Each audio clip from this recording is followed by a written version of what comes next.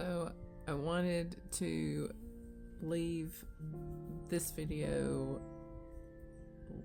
as less edited than some of my other videos because I had a lot of like stopping and trying to gather my thoughts moments, which I know that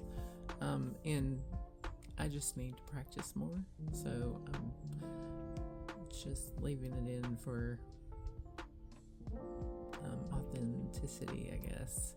And I am just practicing. I plan on redoing some of these videos in the future. So anyway, I was on about 36-hour fast, and I don't know if that's where some of the brain fog was coming from, but most likely it's just that I need a lot of practice. That my stopping comes from like past life trauma, I think, and maybe some from this life too.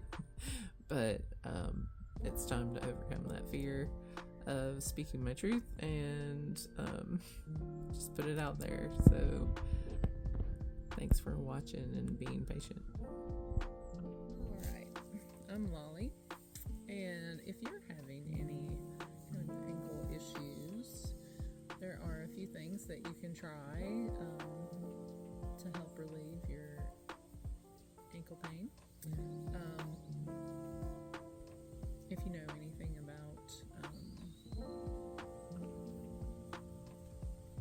Tesla, then I'm sure that you've heard of 3, 6, and 9 being powerful numbers to use, and the body uses the same kind of patterns that he talks about. So in the body, there are 3 different bones that or areas in our body that are similar in shape. That would be the jawbone, the ankle bone in this L shape, and in the pelvis, it also has that L shape to it. So in Human Garage, we know that the body is broken up into like 3 zones. So from the neck up is zone 1, zone 2 is the torso, and zone 3 would be like your hips down to your feet. So what you sense, fascia is like a intelligence system that is like a connective web of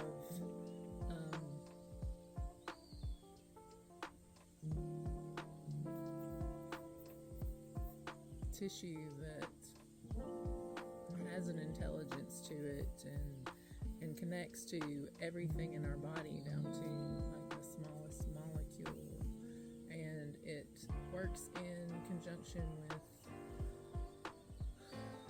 with the nervous system and everything else, but it's actually the intelligence behind our body. It moves faster than our ganglion reflex. It will move us away from danger faster than anything else. It moves like basically at the speed of light. It is energetic. It's I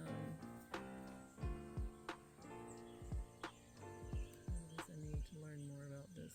So I'm probably gonna and that's something that I definitely need to practice saying with more clarity. But anyway, our fascia is just amazing and it is gel-like crystalline substance that when it is dehydrated, it's going to get really sticky, and it doesn't move the way that it should, doesn't flow the way that it should. So if you're having ankle issues, I would definitely recommend that you give a 28-day reset, an attempt. First, Human Garage has a 1-day, a 3-day, a 7-day, and a 28-day reset where they teach you how to clean up your environment from toxins and help you figure out the best way to detox and what minerals you should take, and they give you a support system that you get to journal in and meet other people that are just as focused on trying to heal themselves as you are. And so I definitely believe that in order for your ankle to improve, that cleaning up your diet and the toxins in your environment is a big factor in whether your ankle feels better. But if you're not willing to change anything about that part of the lifestyle, the fascial maneuvers will still help. It just may not help as much as it would if you were detoxing your environment. So we do, since everything is connected, I am going to recommend maybe starting with the jaw release, and that's because if you adjust something here, their other area, it will adjust in other areas as well. So with the jaw release, you're going to put your right fingers back and your left fingers forward, and then you're going to twist in the middle, and you're going to put it right on the meaty part over your jaw joint. Left fingers forward, and then you twist them together, and you can move your head all around and breathe in through the nose, out through the mouth, in through the nose, out through the mouth. Open your mouth. If you lose tension, and you do want to keep tension as tight as possible on top of these areas, just torque it as much as you can and move around as many different positions as you can while breathing, because breathing is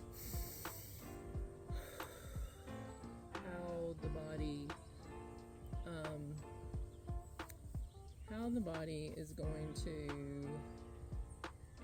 remove stress from the fascia, and how we are under we are a pressurized system that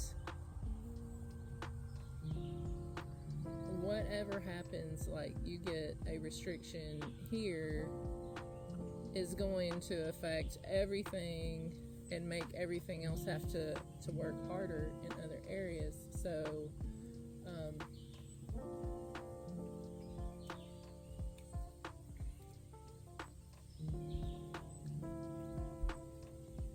anyway, I'm gonna have to redo this one.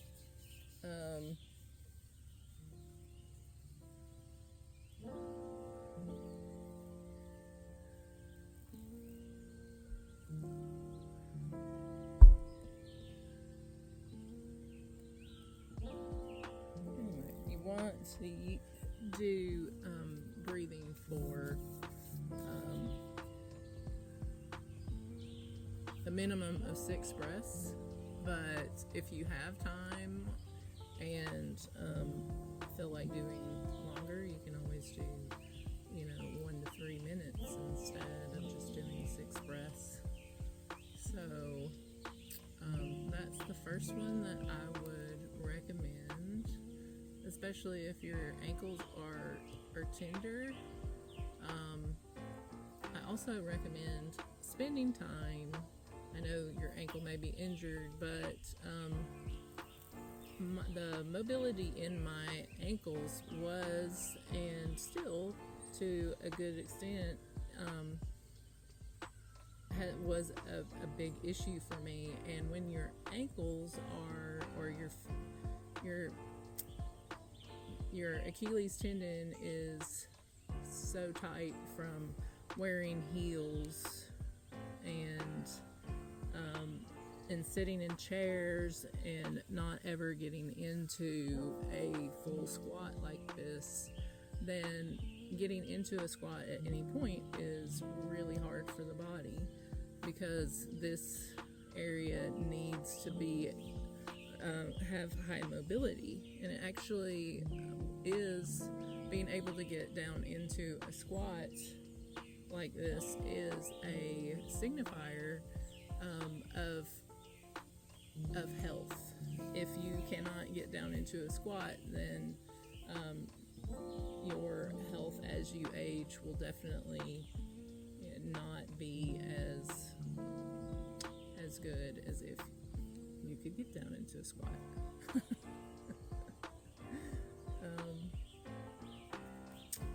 So let's see, we did the jaw, and I would do a minimum of 6 breaths, since I know I didn't do 6 there. I got a little distracted, but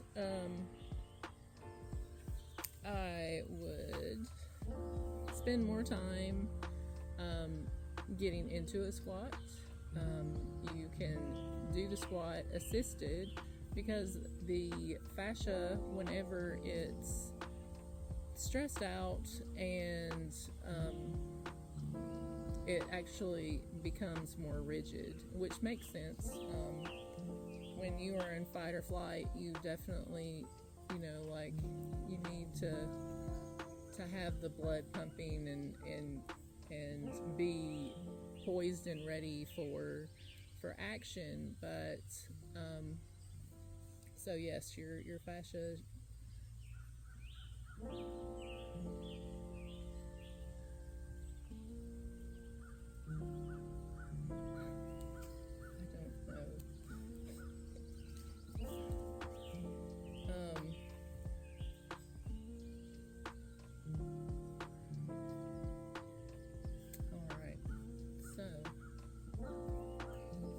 In zone 3, what I would do on top of getting into a squat into a regular basis. Oh, I was going to say that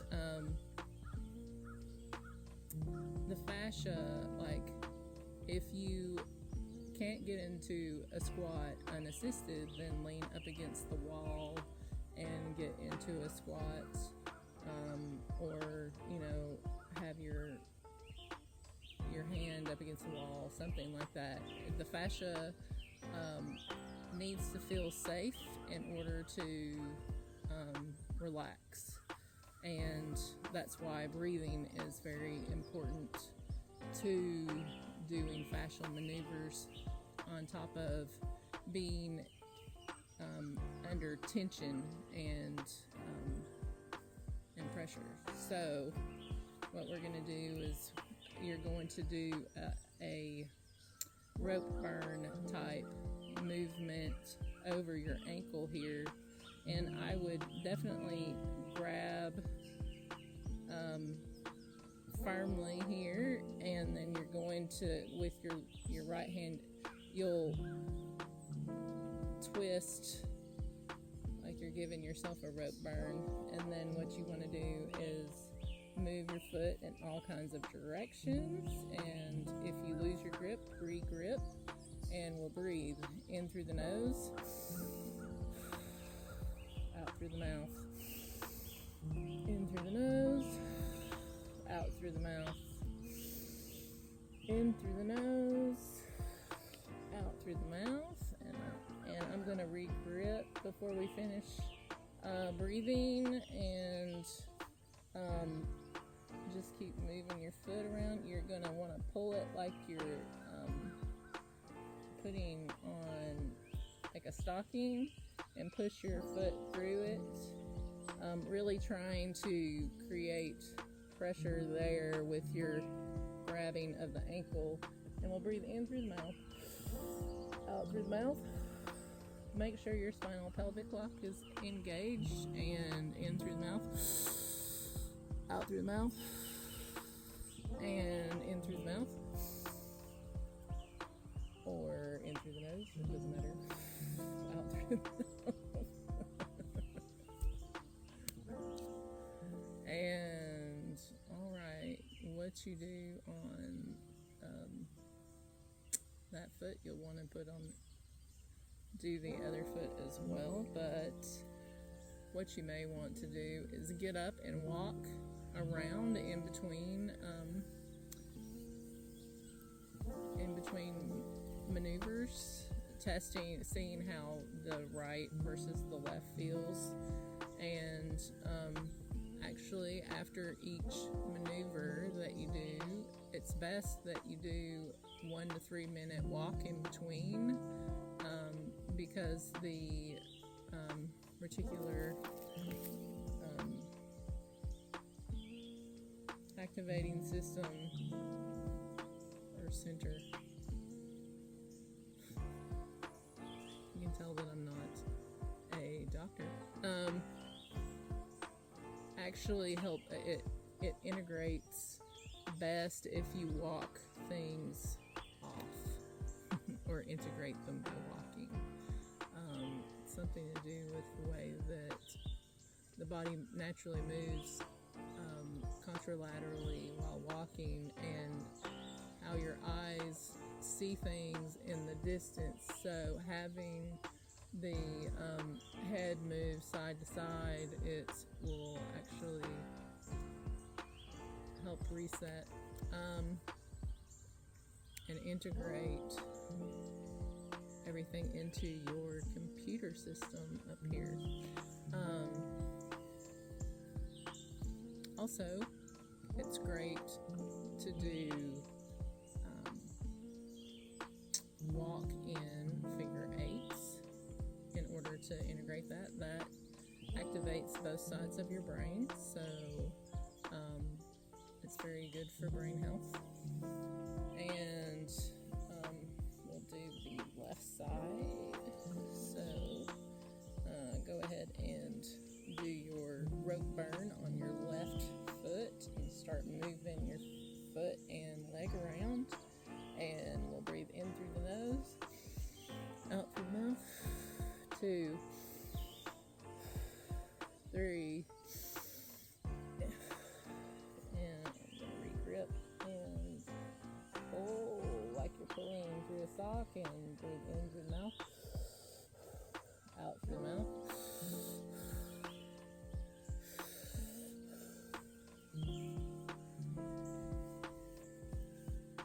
And since we also want to do something for our hips, since those are the 3 bones that are similar in shape, we will do pretzel squat, because I don't do pretzel squat enough. It's not my favorite, but it's the thing that I should probably do the most. So with the pretzel squat, you're going to put your feet together, and you'll tee your right foot to your left, and then step out about, ouch, there's a briar there, ow, thank you. So you'll step out about, 2.5, 3 feet, whatever is best for your body, and it looks like you're gonna do like warrior pose, but it's a little bit different. So I like to go ahead and put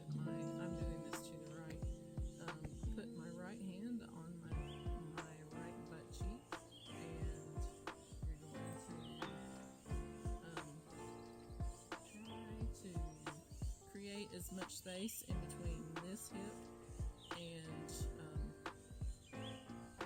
you put your left hand up in front, and then you're looking for your left toe and pulling your spinal pelvic lock, and you're going to squat a little bit or squat a lot if you feel really comfortable.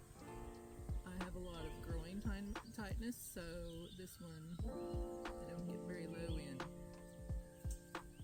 but it has made improvements. So your left hand goes on your right shoulder. You're still looking towards over your left shoulder, and you can move your right hand palm out up your back, on your back side here, and we're going to breathe in through the nose, out through the mouth. 2, 3, and in through the mouth. 3, 2, 3. Alright, so switch hands, and you're also going to switch the placement of your head and look the opposite way, but we'll do our breathing. So in through the nose, out through the mouth. 2, 3. Make sure that spinal pelvic lock is engaged, and in through the mouth. 2, 3.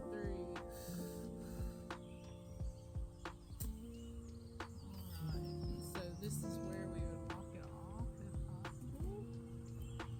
I am surrounded by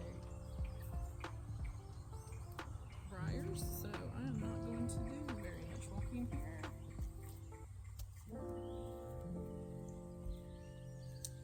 But that's okay. You can also go for a 30-minute walk outside after you're finished. So, and that will take the place of walking after every maneuver. So feet are together. We're going to tee our left foot to our right one, and then step out. And make sure the torso to create as much tension in between here and there. You're going to keep your torso in line with your left foot. And we're going to put our left hand on our booty and reach our right hand out in front of us. We're going to look for our right foot, our right toes, and place our right hand on our left shoulder. We'll move that left hand up our back palm out, and we're going to squat, and you can go as deep as you're comfortable with, and we'll pull in that spinal pelvic lock and breathe in through the nose. 2, 3, and in through the mouth. 2, 3. Alright, so I like to read out of Evettte Rose's Metaphysical Anatomy book, because I'm still learning as I go. So I looked up what ankle problems would be, and it says to go to foot problems. So, which is interesting because I remember about, I don't know, a month or two ago, I stepped over the threshold of, in between, I think, the kitchen and the dining room, or I mean the entranceway. And I had like an intense pain in my foot, but kept walking. And I mean, like, I have broken my ankle before, and I knew that it was broken, but like I walked around on it until the next morning, and then I went to get it x-rayed. but I knew that it was broken, and for some reason I feel like I probably broke something in my foot that day, but I don't know for sure because I've just been walking around on it. Because I mean, like, if it's one of those small bones in your foot, it's not like there's a lot that you can do about a little break. Let's see. So foot problems in here. People use this part of their body to move forward physically and emotionally. If there are issues with the feet, then it's a clear sign that the person often fears consequences related to change. This relates to moving forward, achieving success, making commitments, and fearing losing control. So I actually have been having a lot of fear around achieving success. So it makes a lot of sense. You may have had a shortage of guidance and support in the past when going through different stages. Yeah, okay. You fear losing control of your destiny and the outcome of any new changes you manifest. You have had negative experiences in the past when you have tried to change the direction of the journey. You may have been punished or mistreated by controlling, influential people when you made changes. Your decision-making ability may have been suppressed as influential people were too busy dictating to you. This may have caused you to doubt your ability to be successful and make changes easily. You may have a fear of standing your ground. Your values and integrity have been greatly challenged by influential people who took the joy out of your life, and now you want to move forward. However, it's hard to accept and live the good life you deserve.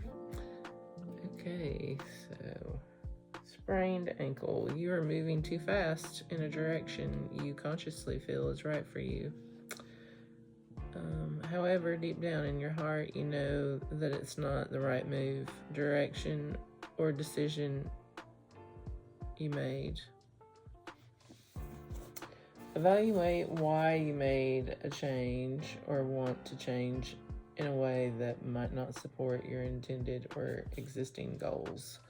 Your goals could relate to relationships, business, friends, and family dynamics. You feared losing your sense of self. If you continue to move forward with a decision or direction, it is time to find your true identity and who you truly are without your past. You have a fear of being accepted if you make a change, and ultimately that change has to make you happy. When you are happy, then everyone else will benefit.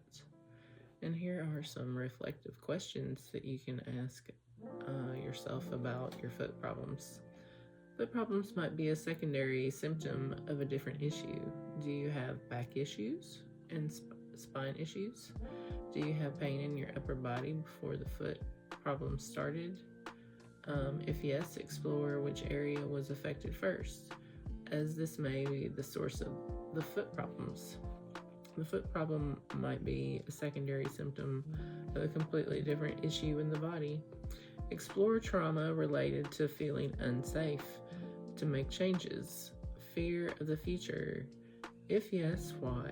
Feeling unsupported or unsafe to make changes.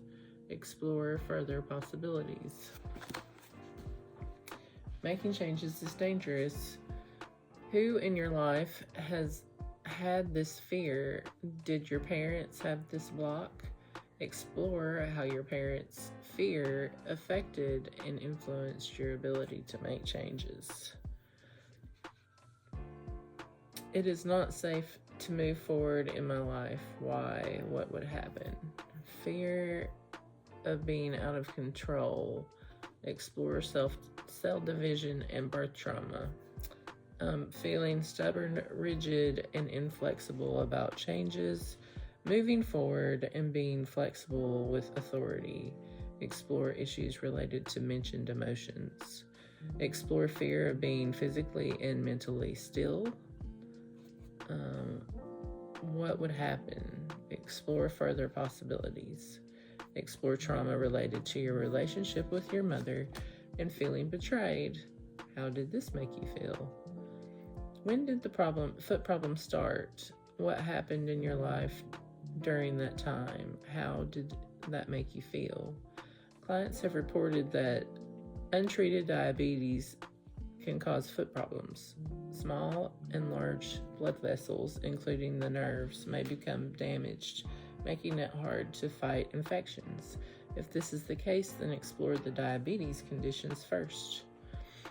Swollen ankles can be caused by suppressed resentment and feeling frozen and stuck in your trauma. It could also be related to alcohol abuse in your life or ancestry. Explore further possibilities. Always explore the birth trauma and see the birth section for similar emotional patterns. Fear of standing your ground. You may feel unworthy of not allowed to do so. Explore further possibilities. Your stubbornness serves you in a positive way and helps you endure many conflicting and emotional situations. What would happen if you let go of the stubbornness, and how would that make you feel? Trauma and frustration related to being controlled by a feminine figure. It might be a work colleague that is triggering unresolved issues that you had with your mother, for example. So that is foot problems related, or ankle problems, because it's all related. I'm learning a lot.